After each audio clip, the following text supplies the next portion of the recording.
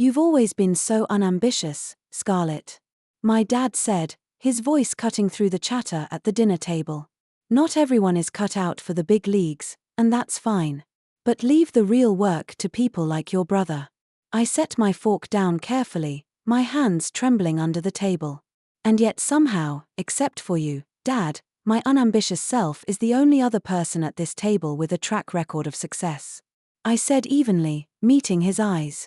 My brother smirked, the same infuriating, dismissive grin I'd seen my entire life. My name is Scarlett Greer. I'm 32 now, but when all of this began, I was just the overlooked middle child in a family where success was measured by flash and status. My dad, Richard Greer, built one of the most successful real estate empires in Chicago. My older brother, Benjamin, was his golden boy, the heir apparent to the business, despite his carelessness. My younger sister, Olivia, was the family darling, more interested in brunch and brand deals than anything resembling responsibility.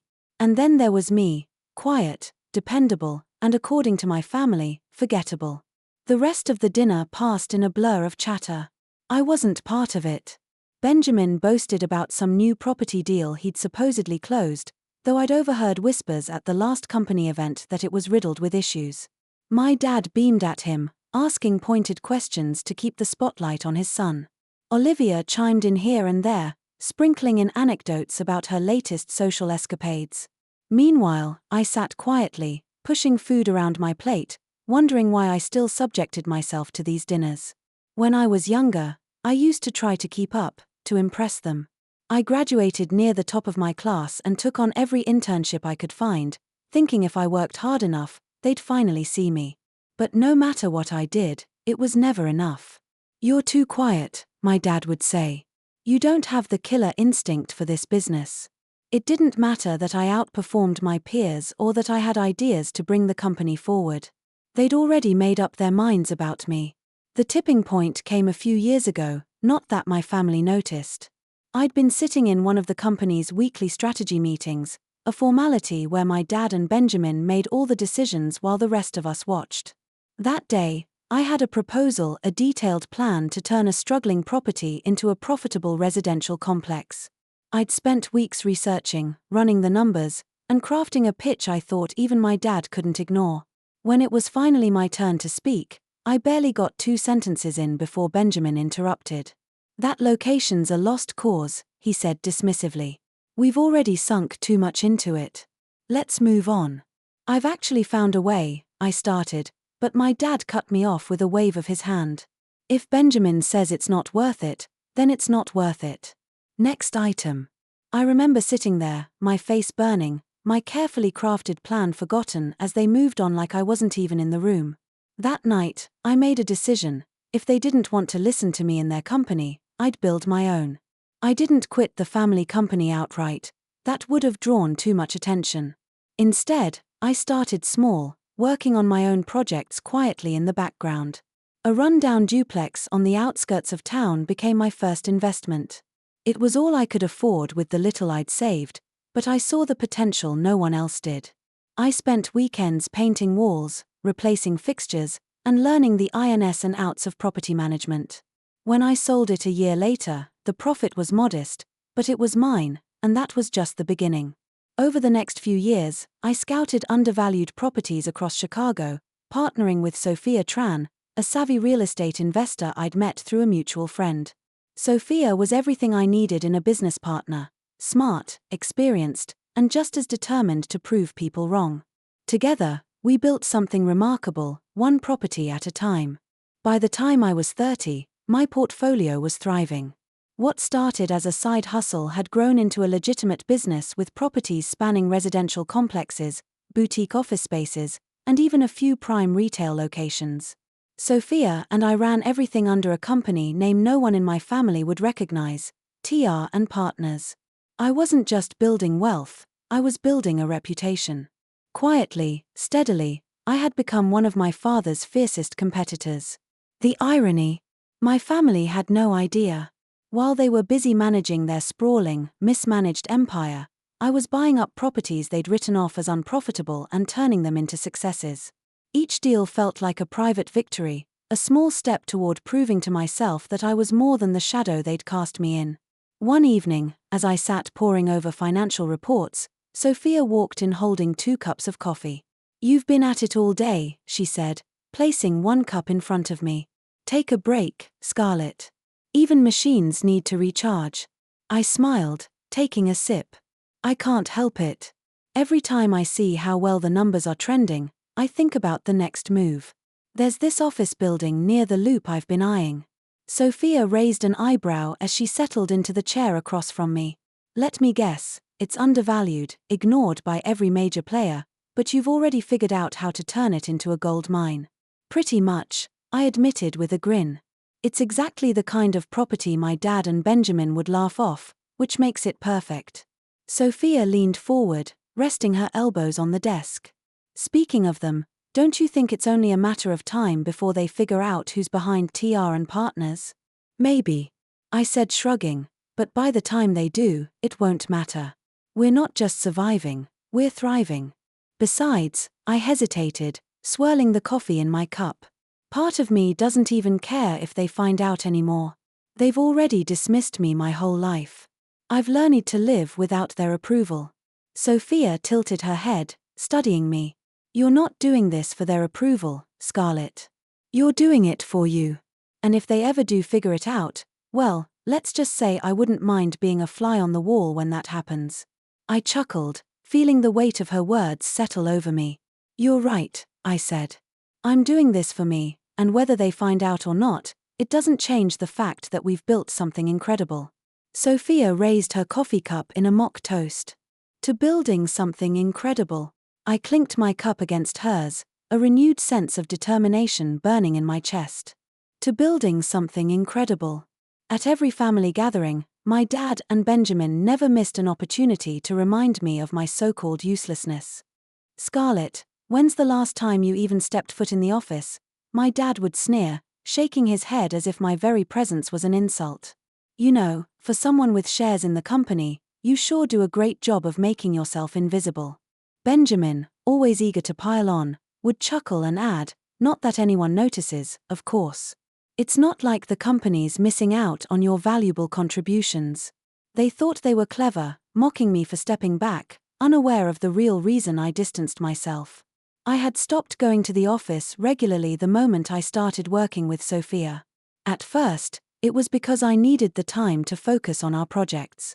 Later, it became a matter of self-preservation. Every visit was a reminder that, in their eyes, I was an afterthought, someone who didn't matter enough to be included or even taken seriously. I showed up only when absolutely necessary, attending shareholder meetings out of obligation and slipping out as soon as I could. To them, my absence was just more proof of my irrelevance. To me, it was a chance to build something far greater than they could ever imagine. From the beginning, Sophia had been the face of Tran and Partners. It was a strategic decision we made together. She was the one who handled the public engagements, the media interviews, and the high-profile negotiations. I preferred to stay behind the scenes, focusing on the strategy, analytics, and decision-making that drove our success. It wasn't that I was hiding, I just knew my strengths, and Sophia's confidence and charisma were unmatched when it came to dealing with people. It worked perfectly. To the outside world, Tran and Partners was Sophia's brainchild, a fast-growing real estate firm led by a savvy, ambitious woman with a sharp eye for undervalued properties. Investors admired her, competitors envied her, and the press couldn't get enough of her story. No one knew about the woman behind the curtain, the strategist pulling the strings and quietly steering the company's direction.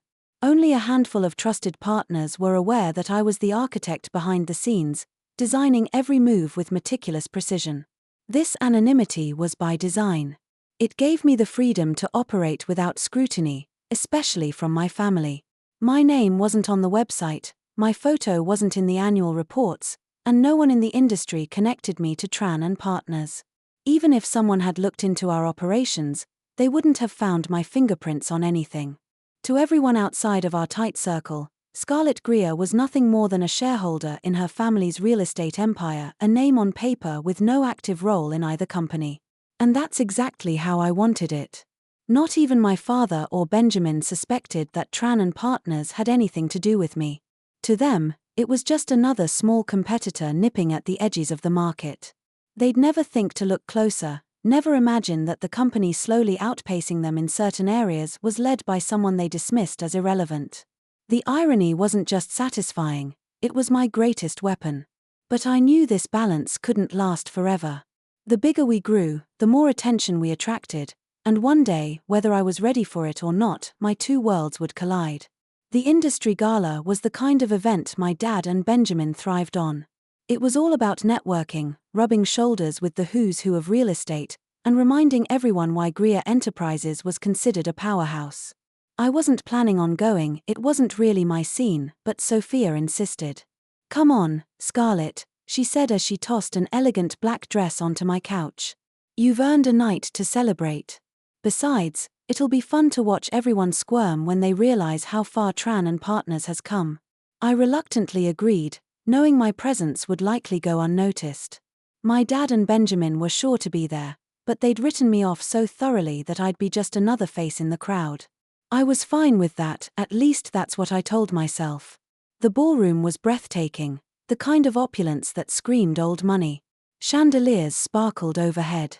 Waiters weaved through the crowd with trays of champagne, and the city's most powerful figures gathered in clusters, exchanging polite laughter and business cards.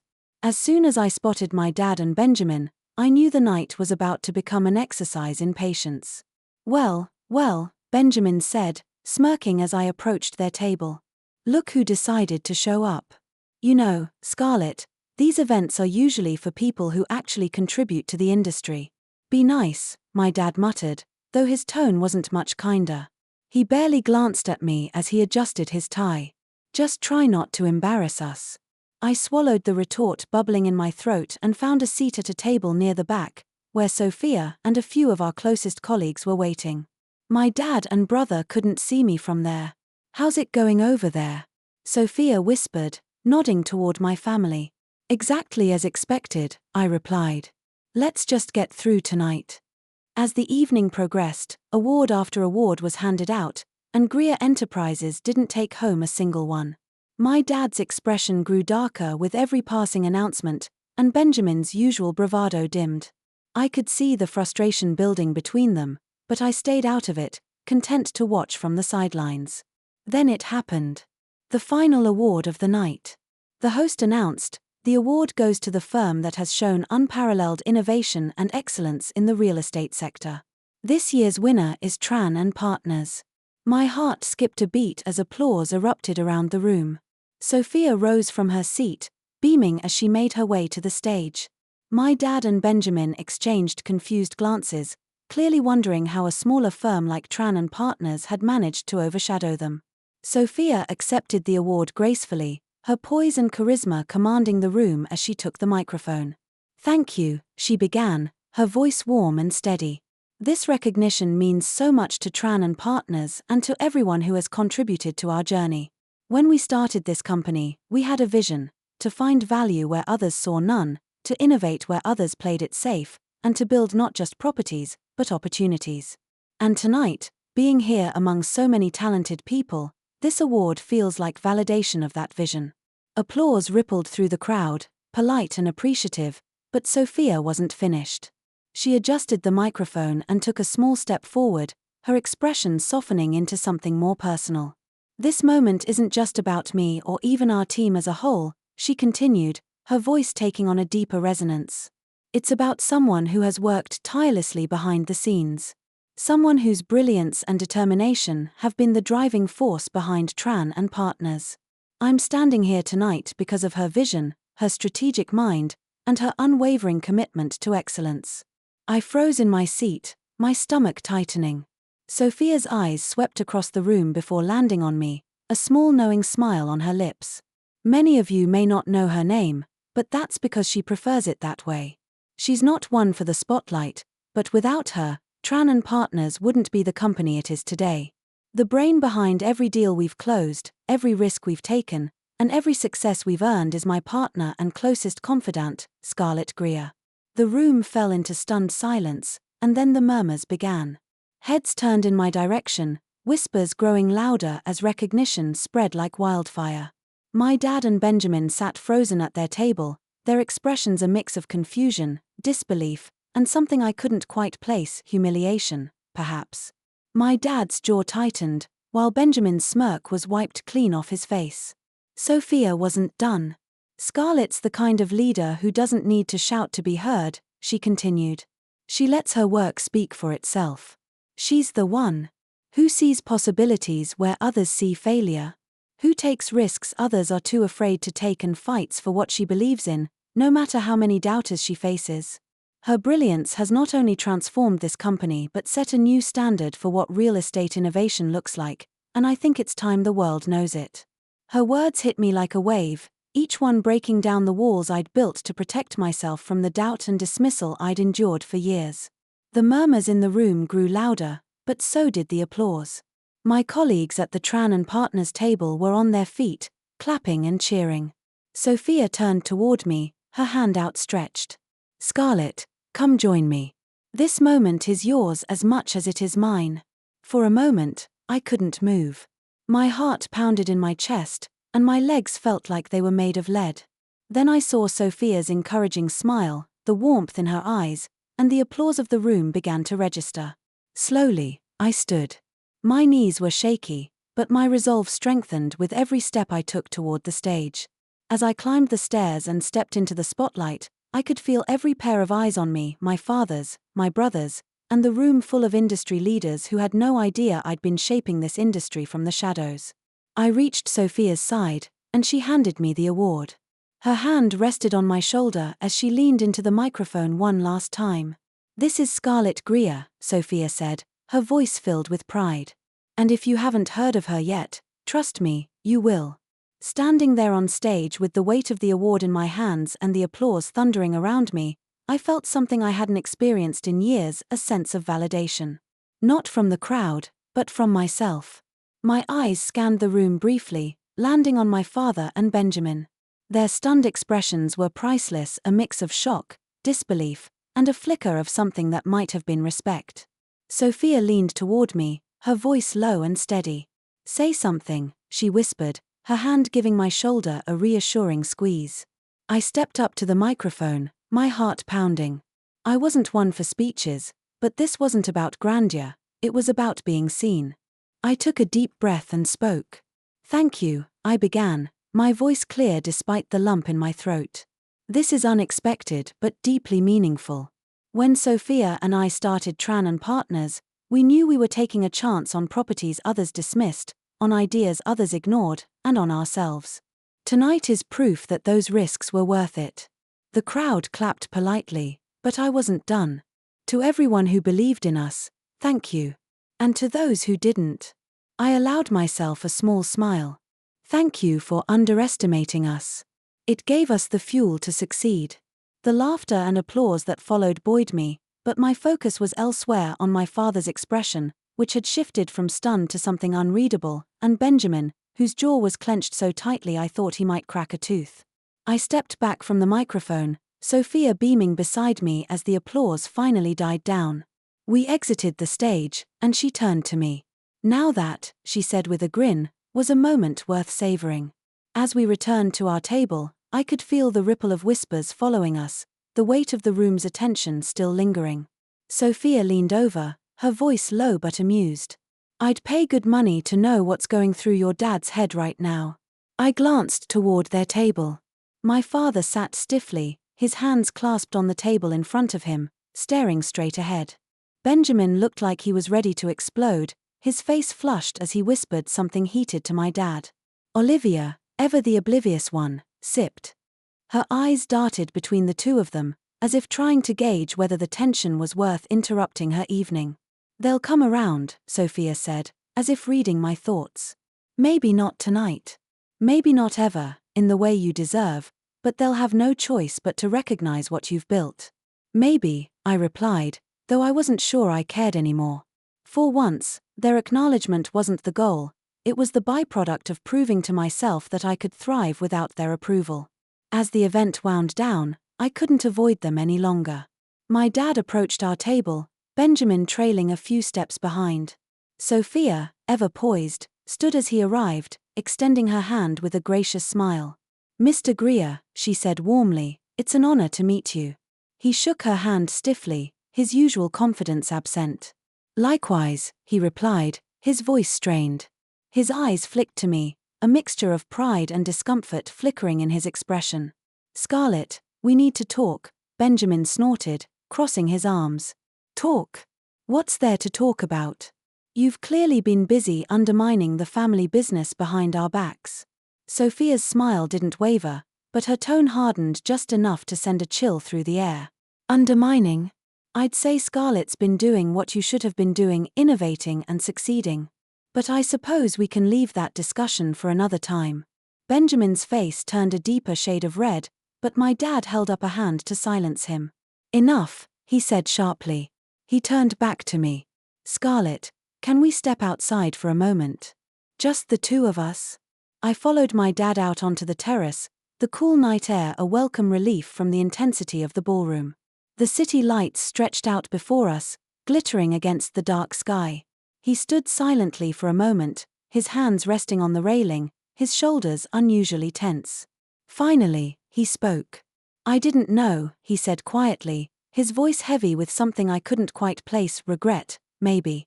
"I had no idea you were capable of all this." I crossed my arms, leaning against the railing beside him. "That's because you never cared to find out," I replied, my tone even but firm. "You and Benjamin were so busy dismissing me that you didn't bother to see what I was doing. You wrote me off without a second thought." He sighed, his gaze fixed on the skyline. "I thought I was protecting you." "Protecting me from what?" I asked, unable to hide the frustration in my voice. "From proving you wrong," he admitted, "from showing you that I could do more than you ever gave me credit for." He turned to face me, his expression earnest for the first time in years. "This business, it's brutal, Scarlett. I didn't think you had the—" I interrupted, "the guts, the brains, the drive. What exactly did you think I lacked?" His silence was telling, and for a moment, I felt the sting of old wounds reopening. But then he shook his head. "I was wrong," he said simply. "I see that now." Tonight made it impossible to deny. A couple of days later, my dad requested a meeting at my office. He showed up precisely on time, wearing his usual sharp suit and carrying a briefcase that somehow made him look even more imposing. Sophia was already waiting in the conference room when he arrived, poised and unflappable as always. I joined them, feeling a mix of curiosity and inevitability about whatever he was about to propose. He wasted no time getting to the point. "Scarlett, Sophia," he began, opening his briefcase and sliding a folder across the table. "I've spoken with the board, and we're prepared to make an offer to acquire TR and Partners. We believe your expertise and vision would be an invaluable addition to Greer Enterprises." Sophia raised an eyebrow, her expression cool as she glanced at me before responding. "That's a generous offer, Mr. Greer," she said diplomatically, "but I think Scarlett should have the first word on this." My dad looked at me expectantly, his confidence barely masking the uncertainty beneath it. I didn't even need to open the folder to know my answer. I leaned back in my chair, meeting his gaze directly. "No," I said simply. His brows furrowed, clearly not expecting such an immediate and decisive response. "Scarlett, at least consider." "No," I interrupted, my voice calm but firm. "I've worked too hard to build something that's mine. I'm not going to give that up to go back to a company where I spent years being overlooked and dismissed. I'm free now, Dad, and I'm staying that way." The silence that followed was heavy, but I didn't regret my words. Sophia smiled faintly, a silent show of support, while my dad sat back, looking as though he didn't quite know what to do with himself. For once, he couldn't argue. He couldn't deny my success, and he couldn't buy my respect. Finally, he nodded, closing the folder and standing up. "I underestimated you, Scarlett," he said, his voice quieter than I'd ever heard it. "I won't make that mistake again." As he left the room, I felt a weight lift off my shoulders. I didn't need his validation anymore. I had built my own path, my own success, and I was finally free to walk it without looking back.